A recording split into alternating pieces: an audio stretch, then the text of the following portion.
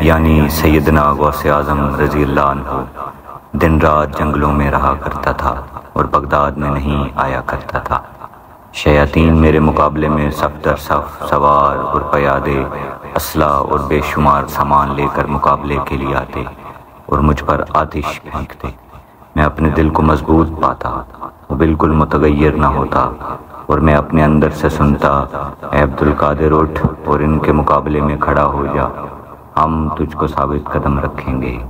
بیان الاسرار صفحہ 3۔ من جانب شعبہ نشر و اشاعت دربار قادریہ فاضلیہ بٹالہ شریف، فاضلیہ کالونی، فیروز پور روڈ، لاہور۔